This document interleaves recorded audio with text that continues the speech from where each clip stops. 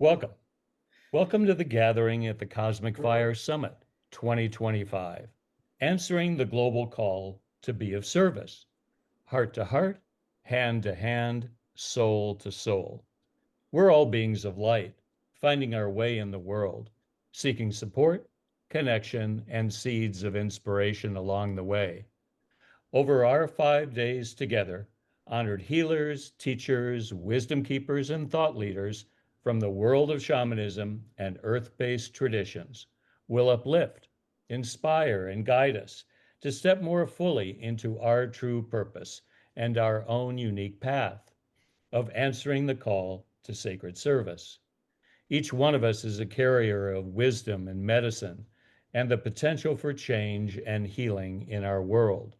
Together, in unity and service, we can illuminate the way forward for our human family today and for all our relations in the generations to come. This gathering is brought to you by Shaman's Directory, a vibrant and growing nonprofit global platform dedicated to bringing shamanic earth based services to the world's doorstep. Together, we are powerful medicine. I'm Wake, one of your hosts for the Cosmic Fire, and I'm delighted to welcome Dr. Marie Mbouni. Welcome, Marie. It's an honor to have you here. Thank you so much for having me. It's an honor to be here and with all the incredible teachers and speakers and wisdom speaker keepers who are going to be a part of this. And of course, you, the audience, thank you for being here. Thank you, Marie. And let me tell the audience a little bit more about you so we can have a foundation to our discussion today. Dr. Marie Mbouni is an embodied sacred feminine leadership mentor, a visionary healing, spiritual guide, and former physician specializing in anesthesiology. She now bridges science and soul to guide visionary entrepreneurs, leaders, healers, coaches, therapists, and creatives into embodied wholeness and divine purpose. Born in Cameroon, Marie felt an early call to heal and answered through Western medicine, becoming a respected physician. Yet beneath the surface of success, she felt a deep disconnection. Her true homecoming came through the sacred paths of shamanism, energy healing, and spiritual remembrance. She's now stepped into her destiny as a healer and embraced her potential beyond the confines of the mainstream. Now known as the leadership shaman, Marie supports high achievers who've reached external success but long for deeper fulfillment, helping them harmonize mind, heart, and body, awaken their soul gifts, and live in joyful alignment. She offers transformational experiences in soul purpose alchemy, executive consciousness coaching, and sacred plant medicine facilitation.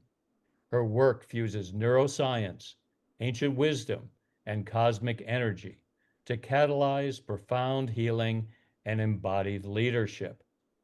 I'm very interested in Marie's topic today, which is a fire circle of souls. From the stars to the heart, awakening the light of humanity. So, welcome again, Marie.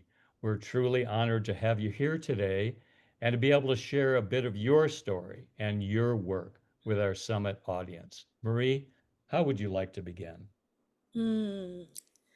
I would like to begin by saying that we are all being called at this time, no matter where we are, no matter if we are spiritual or not, no matter if we know or not, we are all being called to really step up and remember our humanity.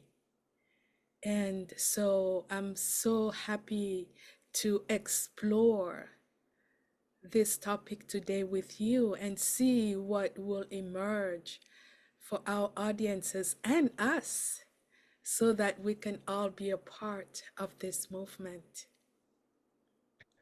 So beautiful, Marie. One thing you speak of is sourcing from the stars to the place of embodied love and the cosmic remembrance that you employ in your work. Tell us about this, if you will.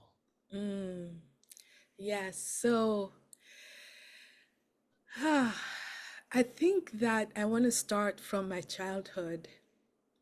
I always felt that it was a sense, it was a feeling as if I didn't belong here. That's how I can explain it. I felt alien, I felt foreign, and I didn't really know what it was. And since childhood, I had many spiritual gifts, and people around me didn't really have them, or I had no way to express what I was experiencing. And so for a long time, I shut it down, and I even made it mean that it was bad until much, much later when I started my awakening. Um, or I should say, my awakening started because I basically had no choice. And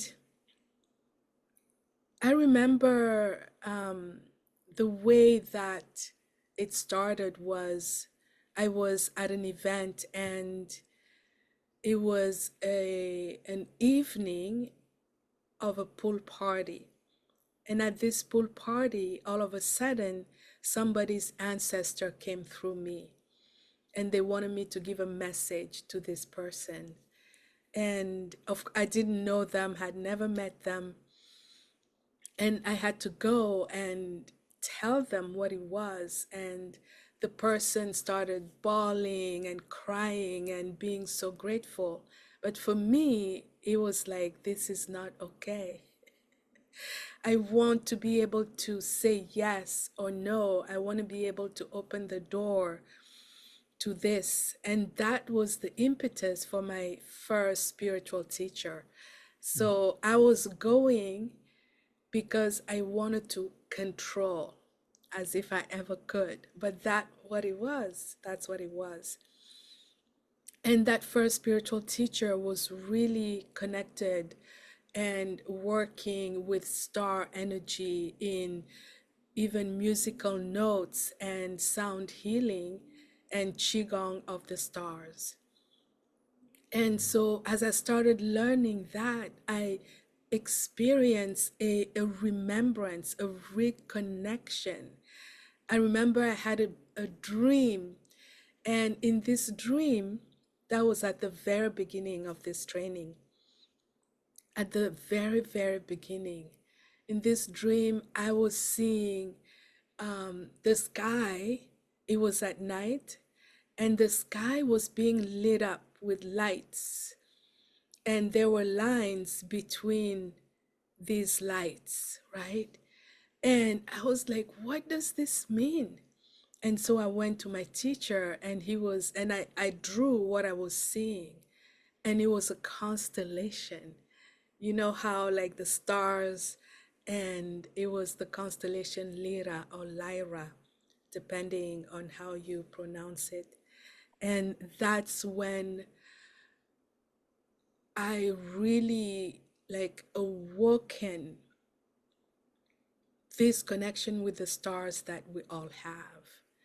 And, you know, when I started working, at first, I wouldn't even mention stars because I thought people would think, what is she talking about? Or I'm crazy or woo. But then it was, I couldn't not. I know it's not grammatically correct, but I couldn't not anymore. And what I came to understand over time as I came out more and more with this connection to the stars is that my work now really lives at the intersection between that cosmic ancestral, the stars and the earth. And I don't really think they're separate realms.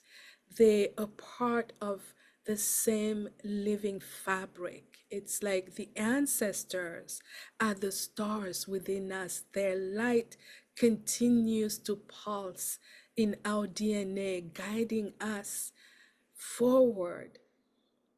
And the stars are the ancestors above, reminding us of where we came from and what we are made of. And now, actually, everybody knows that we are made of star stuff. And when I connect with the earth, I feel the heartbeat of creation. And when I connect to the stars, I feel the vastness of our potential, right? And so my path of service is about weaving these together, helping others remember that we are both stardust and soil, infinite and embodied. And to live from that awareness is to remember that service is cosmic, and yet it begins right here on earth, and how we walk upon the earth, and how we love, and how we listen, and how we show up, right? And earth-based wisdom has taught me that service is it's a lineage relationship. And when I say lineage, I don't necessarily mean biological, right? Because many of us are without any memories of their lineage, or maybe they are displaced. Like, I live in America and I was born in Cameroon, right? And so lineage to me is a it's a concept, it's a philosophy, it's a way of remembering as well, especially remembering reciprocity, giving and receiving, inhaling, exhaling.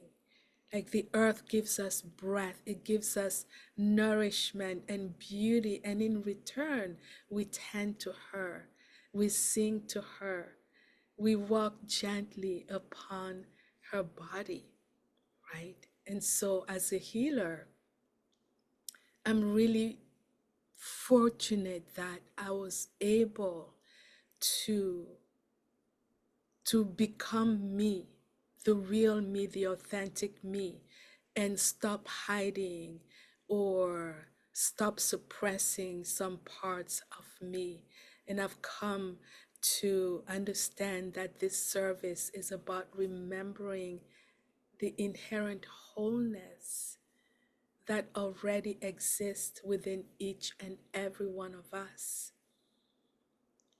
I want to talk about your courage, or want you to talk about your courage for a minute, because here you were on a path of service already, and quite proficient in your calling in the traditional way of medicine, and yet you rose to a different place. You answered a deeper call. How did you summon the courage to make that change? Mm. So for me, I don't know for everybody else. For me, at first, it was very scary. It is not easy to be us, and I mean that. And I remember in my hospital, like I said, I was hiding, I was suppressing, and I started noticing that whenever I brought patients from the operating room to the recovery room, nurses would always say, "Dr. Mbouni, I'll take your patient." And I just thought they were being polite, until one day I was coming in with another anesthesiologist, and I noticed that they were not really flocking to him like they were to me. And so I went in later and I said, "Why do you always do that?" And they said, "Your patients wake up calm, they don't have a lot of pain, they're polite, And at that time, I noticed that they were calling me the verbal Xanax behind my back, right? And when I went home, I started laughing and I thought to myself, I've been hiding, but people can feel it. I wasn't explicitly saying I'm doing anything, but they could feel it. Although they couldn't explain, they could only come up with like the verbal Xanax. And when I realized that, I wasn't actually able to hide, some of the courage started to come. And what I want to say here is that courage is usually a group thing, a community thing. Like people hold you up. You can also lean onto people, right? And so from that first step, I started to talk a little bit about the things that I do. And I noticed that people were like, oh, oh. Nobody was really casting me away or um and it was like, wait a minute, I've been so scared. But actually people want to hear about it. And so the first thing I did was a very minute change. In every patient, before they went to sleep, I would ask them, do you want to count from, 0 to 10, or do you want a mini journey or meditation? Everybody chose a journey or meditation. Nobody wanted to count. And that boosted my courage a little more because I realized that, wow, people are actually thirsty. They want this stuff. I don't have to name it. And then I started doing that in the operating room. And then all of a sudden, I noticed that whenever I brought the patient to the operating room and they got on the table, the whole operating room would get silent. And people would wait for me to do the meditation. I didn't say anything, I didn't ask anybody. I just started doing it, and then people got it. There's usually like maybe like 10 or 12 people in an operating room. It's busy. And the minute I just put the patient down and took a breath, some people would just bow their head, the aides, the techs, the nurses, and then they would wait for me to do this. And then they would, and I was like, wow, this is a miracle, right? And so the courage to do, the courage to be, sometimes we don't have to say words, oh, I'm very spiritual, or I'm going to do this. We can just be. How we be is how we can summon that courage as well. And then I went all out. I would bring crystals in my operating room. And I remember once there was a surgeon who had, his wife had she needed a very tough surgery. And the surgeon came to me and he said, I want you to take care of my wife. I don't know what you do, but your patients don't really die. And so I didn't change anything. And I went to this surgeon's wife and it was like, do you want a meditation? Do you want some energy? And I did. And she was like, yes, yes, yes, anything you can do. And she woke up great. And she wrote a letter to the director of the hospital. And she said, I don't know what this woman did. It was some metaphysical stuff, but I wish we had more doctors like her.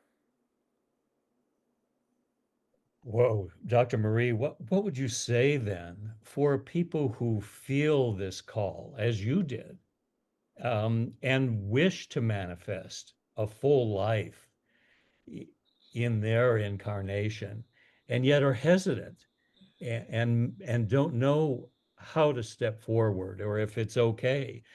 What would you say then?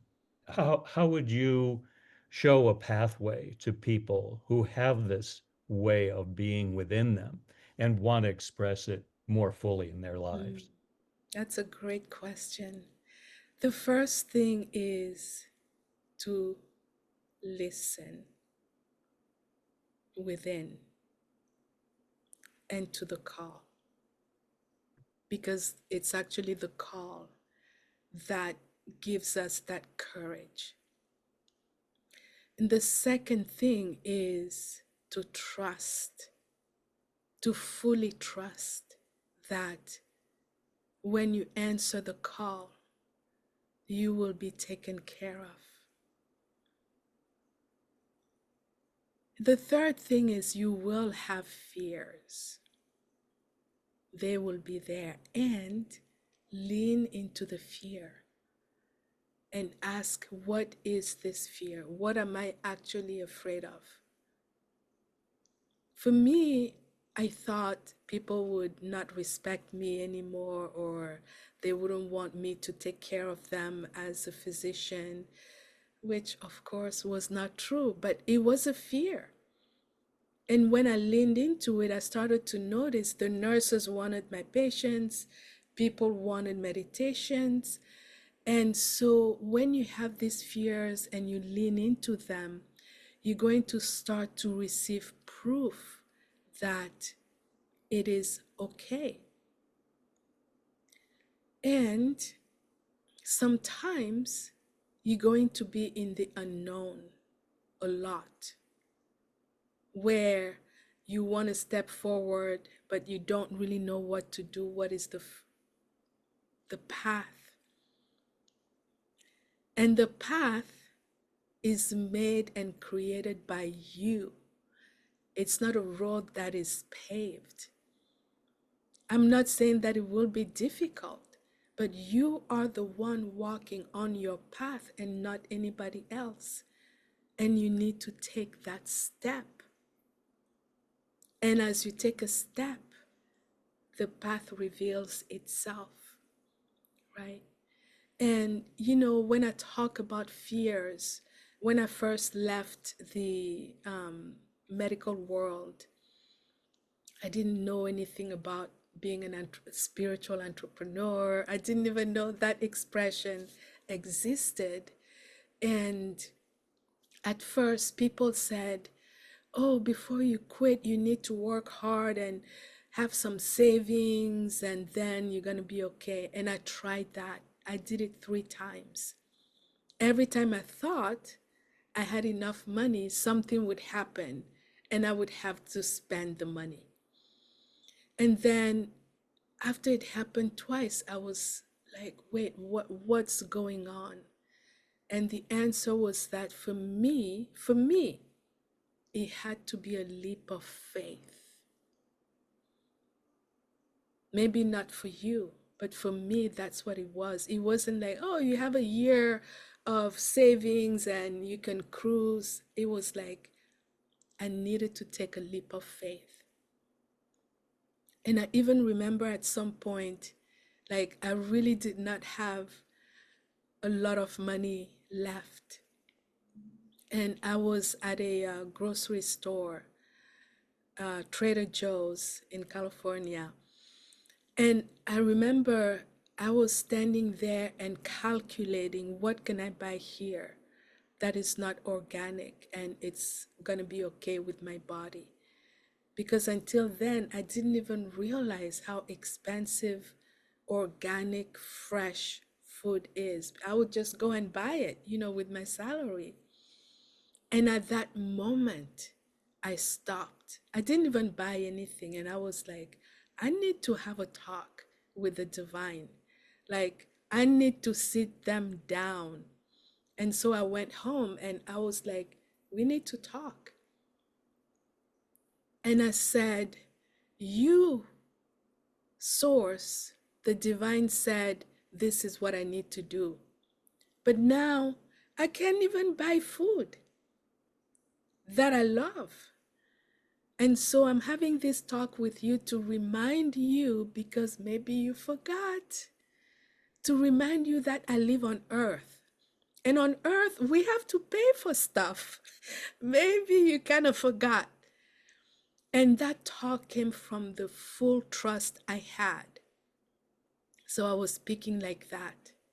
And after that, things started to open up. I got my first major client like a few days later, who was like a friend of a friend who was in town. And then she had something going on. She came to visit with that person. And I was like, oh, I can give you a healing. And she was like, wait, I need to make a video. And then as I was doing this, it was like going on Instagram live. And then after that, people like, wait, me too. I want that. Like, that's how it happened. How amazing that you had a conversation. I was like, we need to sit down.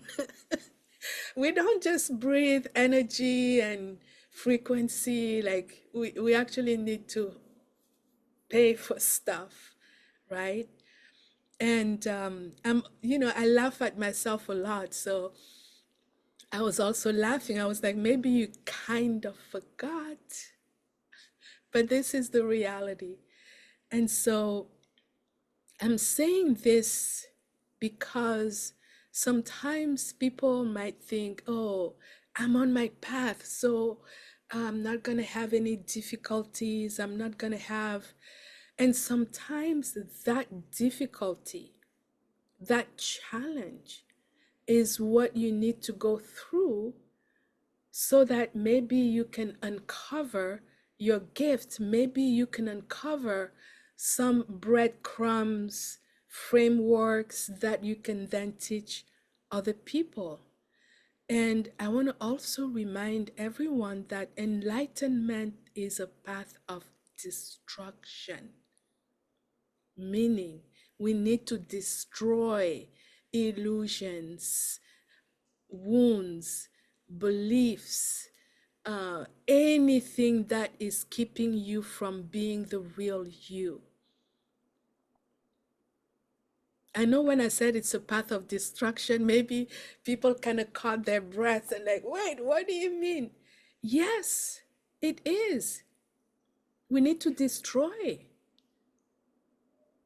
what's keeping us down, the cobwebs in our eyes, the blocks that we carry from our ancestors, our lineage, the ways that we hide, like I was hiding.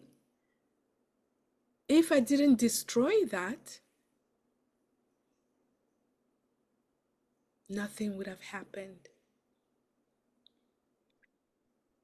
How beautiful to be shocked in that way, Dr. Marie. And I'm wondering, it feels like you've referred to the collective, the community. It feels like there's a collective strength in individual courage, that not only did you have the courage to ask the questions and to take the steps, but you also received the support and gathered together support for your journey. Is there something about the collective that strengthens each one of our paths? Is there something such as a collective heart rekindling, something that is coming alive within us that's shared collectively, that Mhm. gives us the strength and courage that you've shown so clearly? I love that question. And my answer is yes, yes, yes. Because as humans, we are in a time of great transition. I really believe that the whole collective is undergoing an initiation of the soul. We are in this together. And I feel that everything is being reconfigured, like our systems, our values, even the rhythms of how we live and breathe, right? And I know that in these times it can feel chaotic, it can feel very challenging, noise, right? And I also believe that beneath that, there's a great intelligence at work, the intelligence of the earth, of the divine, of the cosmos, and of us as humans who are at the intersection of that, right? I feel that this is the pulse of evolution itself. And sometimes it is not easy to connect to the collective because it is so vast, right? And, for people who dabble in psychology, and you probably have heard about the collective unconscious, and it's just chaotic at this moment, but chaos is a part of creation as well, right? And so I feel that at this time, the collective is acting also like a mirror, right? A mirror of remembrance. And this mirror of remembrance really works differently. What I mean by that is that we are being shown the spaces and places where we are not in congruency, where maybe our old agreements are falling apart. The labels, the stories we tell ourselves, they all coming out, right? And we are able to see them with our eyes. Now, what we do with it is about our choice as well. But we are all undergoing all this transformation that looks like chaos, this initiation. And I've always said that transformation to me is initiation through surrender. Initiation through surrender, meaning, here's the mirror. I am now aware that these are the stories we tell. These are the labels I give myself or others. These are the judgments I have, right? That awareness. And when you start to have that awareness, that's when the shift starts. Acceptance, like, wow, yes, I'm in judgment right now. I'm experiencing discord, disharmony. Wow, this is truly happening. And we lean into that. And it's from that place of surrender that we can then make a choice of how we show up with love, with compassion,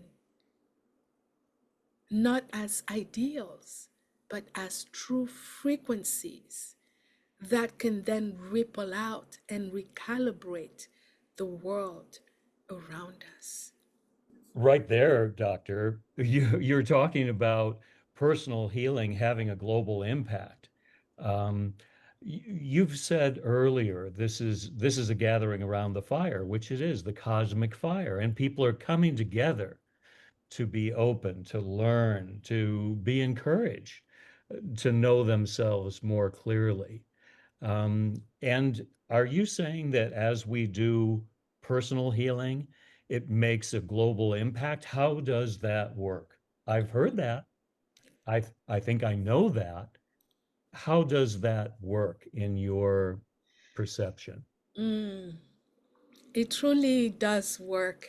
And I know that many people know that cognitively, right?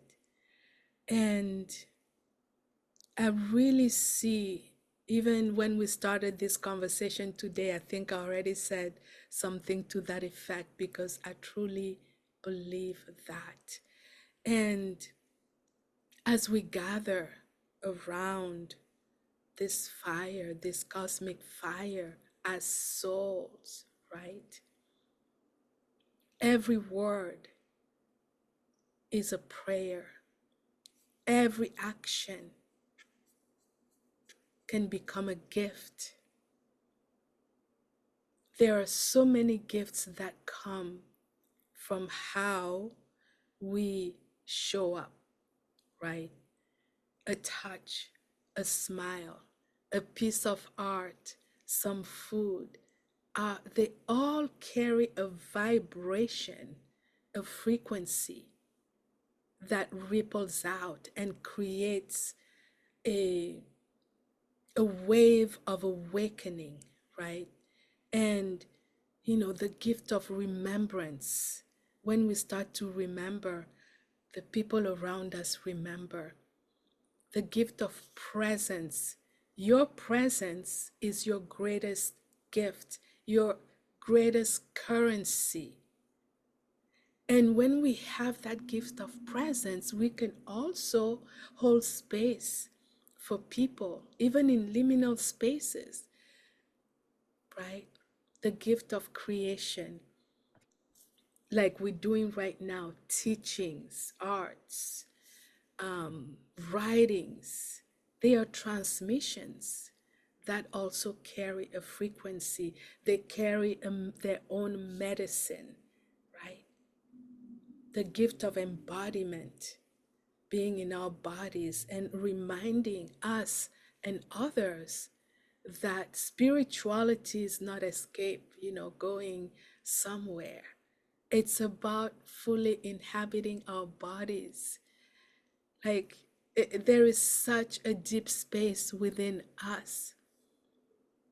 The gift of coherence, bringing harmony within ourselves, and that can translate and be transmitted to those around us through the principles of resonance, entrainment, amplification, and so many more. And so I truly believe that our beingness, with everything that I've talked about, is the medicine that keeps on giving and creating this ripple. Because when you are in your presence and in embodiment, somebody can sit next to you and receive a healing without you doing anything or saying anything. I love how you say your presence becomes your medicine, your life becomes your altar. Yes, How beautifully expressed. Do you experience that yourself? absolutely. Absolutely. And everybody has the capacity to experience that. And I also know that being in presence means you have to look at that mirror. And that can be confronting at times. And I really want to bring hope that it is possible and we don't have to be perfect, because the journey itself is the healing. It's like when I was talking about being on our path, it's not about seeing 100 miles ahead. It's about one step and the next step and the next step, and being fully in that step. Yeah, Don't you think this gathering itself, in gathering together thinkers and seekers like yourself to share the humanness that we experience and the impact that we have in the world, makes a difference right there? absolutely. And it actually has already been proven many times. It's like the Maharishi effect, where when people gather in consciousness, very few people can shift the consciousness of hundreds of people. So gathering together like this is actually an act of, I want to say,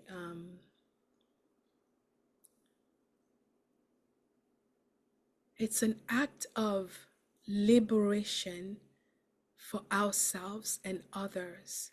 It's spiritual activism where we start to, just by being who we are, enroll, invite, and welcome those who are seeking, those who are curious, and those who are being called.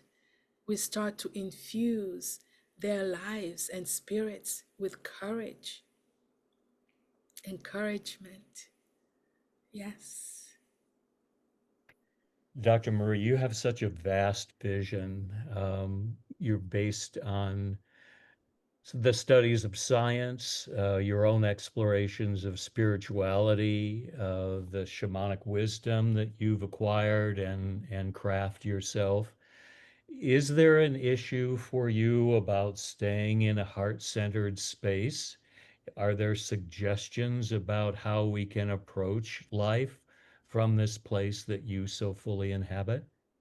Mm. Is there an issue? I love that question.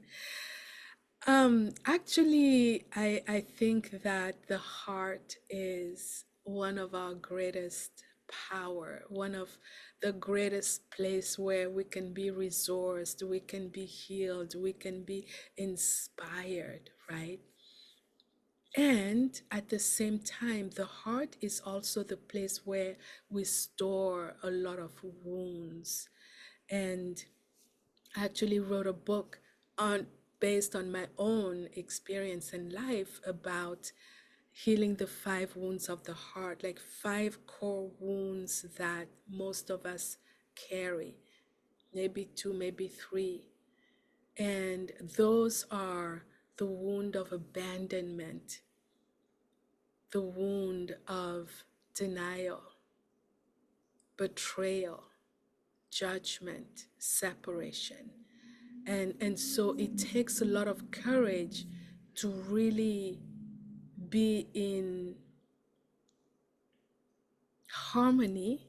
I'm gonna use that word, in harmony with our hearts, because it means then that we need to see what's going on, the way we show up, the things we say. Sometimes little things like, I should have known.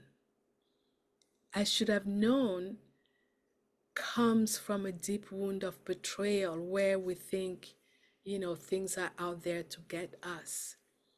And whenever we have hope and maybe something happens, then it's like, well, I should have known, right?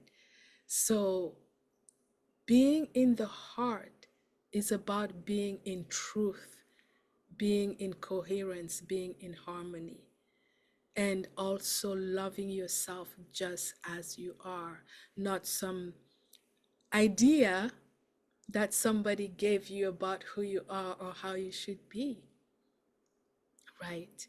Being in the heart means we start to to really become aware of the many voices that are within us, the many stories, the critics, the archetypes. There's a whole pantheon living in the heart.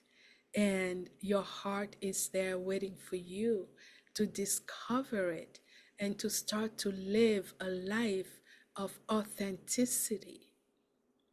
Because when we are in the heart, we can be authentic. Authentic means you can be vulnerable, you can be compassionate, you can be angry, you can be happy, and it's all okay,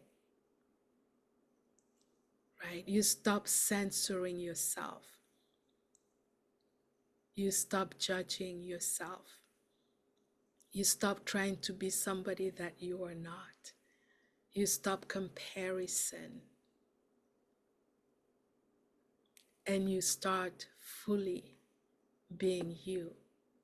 I think that this is the greatest power that we have with the heart.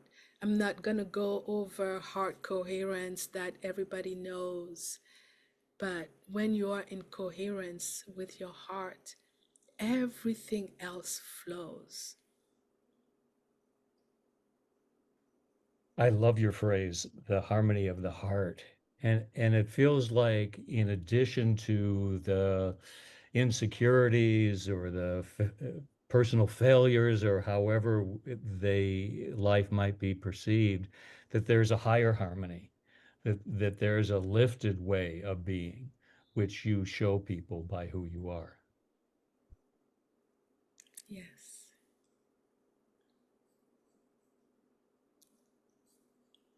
I love um, how you have a beautiful way with words that I always listen to what you say, and with such joy. And I just want to say lastly that about the heart, that especially a lot of people who are here on this summit are probably called to serve, right?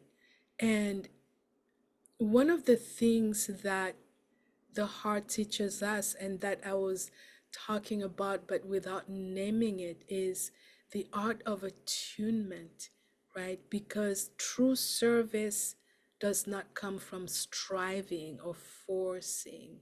It comes from attunement, from being in rhythm with the song of the universe that is singing through you and through your heart, right? Heart to heart, hand to hand, soul to soul. Dr. Marie, I think we could listen to you all day, and I hope in a moment you'll tell us about your offerings and ways we can connect with you further. Uh, you're inspirational in your story, in your being, by the way you perceive and bring the stars into manifestation through our lives and being. Are there other things you want to offer today? Might there be a prayer or blessing that you wish to leave us with? What do you choose? Mm.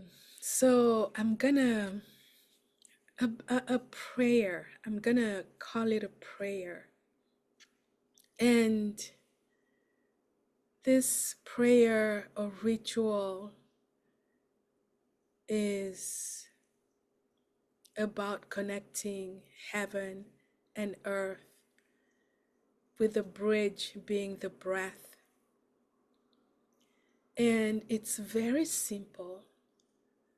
So, everyone who's in the call,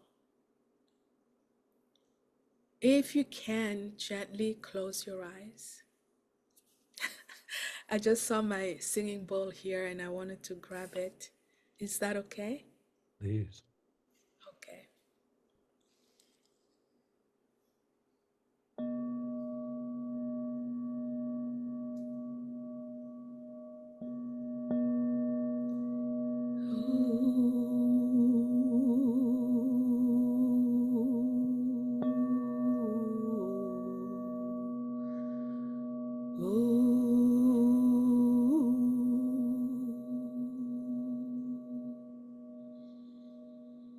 Take a deep inhale through the nose.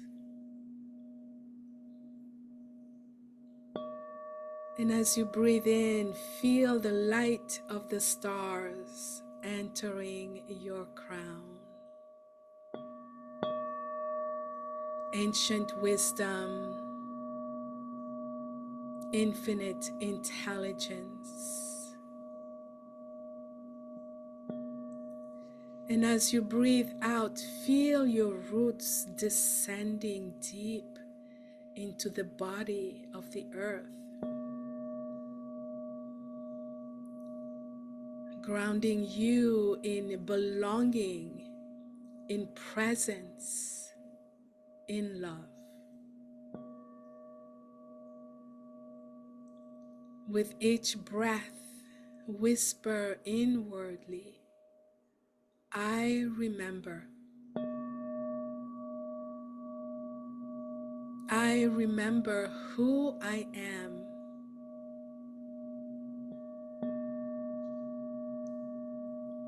I remember why I came.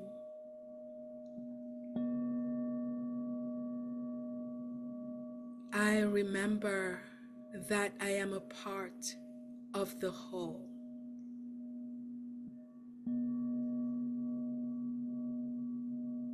And now I invite you to place one hand on your heart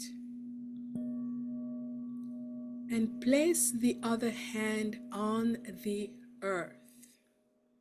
Using your imagination, simply turn the other hand palm facing down, imagining our great mother Pachamama beneath you, and feel that pulse. Feel that shared rhythm, that sacred heartbeat between you and all life.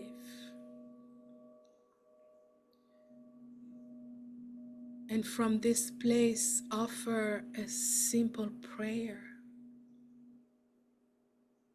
May my life be of service to love.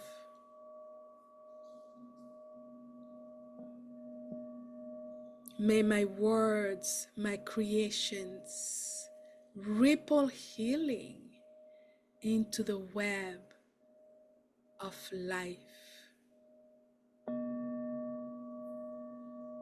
May I walk in beauty, integrity, and devotion. May I remember that I am never alone and that we are breathing, we are dreaming, we are becoming together. And take a deep inhale through the nose, exhale through the mouth, and release your hands. This is a prayer that you can do every day, and your path of service will start to naturally unfold.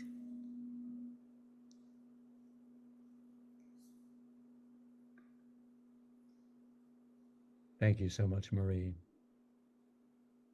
As we close, are there opportunities to connect with you either later this year or next? Are there opportunities to be in connection and learn from you in the way that we do today? Yes. First of all, to connect with me, you can go to my website, www.mariembouni.com. And I have a upcoming course with the goddesses of Egypt called Golden Radiance. It's a 10-week transformational journey with 10 goddesses of Egypt, and it's just going to be incredible. A lot of the codes that I brought with me from my last trip to Egypt last year. And that course is starting on the 1111 Stargate. And then next year in February, I'm offering a retreat. It's a feminine frequency leadership retreat. It's going to be February 10th through 16th in Playa del Carmen, Riviera Maya, Mexico. It's going to be beautiful. We're going through 6 spirals of the feminine frequency, and it's I'm really excited about that. The goddess has been very present, asking me to share about her more. Yeah.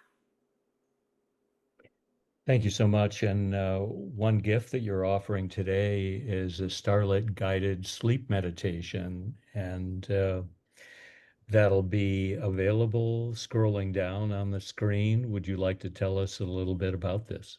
Yes. So, one of the things that I hear about, with my clients or when I teach is that with what's happening globally, the chaos, the noise, it's really put a toll on our nervous systems, and people are losing sleep or they don't have good quality of sleep. And sleep is necessary for your well-being, for nervous system regulation, for repairing, what's happening in the body. The body can only repair when we sleep. And as I was thinking about, this beautiful gathering, it was like, what can I offer that maybe somebody else will not offer and that can really benefit? So it's a 20 minutes guided sleep journey with 40 minutes of frequencies and brain waves, isochronic tones, so that you can just glide into sleep and receive nervous system regulation, brainwave entrainment, and true rest. I've listened to it myself, and it's very soothing and, as you say, supportive. Beautiful. Thank you for listening to it.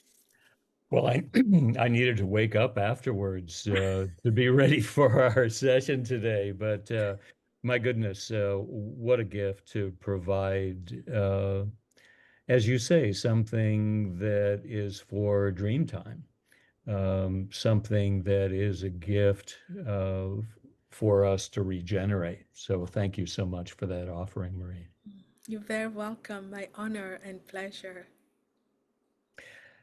From myself and all of us at Shaman's Directory, I want to thank you so much for this time together, for your sharing of your journey, your passions, the impact that we can each make and that you make on a daily basis, to share your frequencies, share your resonance with the world. Any last thoughts before we need to close for this day? I was just thinking that I love that you bring resonance and frequency. I just want to tell everyone that we are all unique and we all have gifts and we all have a song of our souls, our unique frequencies that are needed on the earth, on the planet at this time. And so please share your song of the soul, your frequencies exactly as they are. We all want to hear them. Thank you. Thank you so much, Dr. Marie, and for all those of us who have been viewing and participating. This has been a great gift received from Dr. Marie, and we thank you so much for taking time out of your day to share this time together and for the inspiration and guidance we've received. We hope you will join us for our next interviews around the cosmic fire. Thank you so much. Thank you.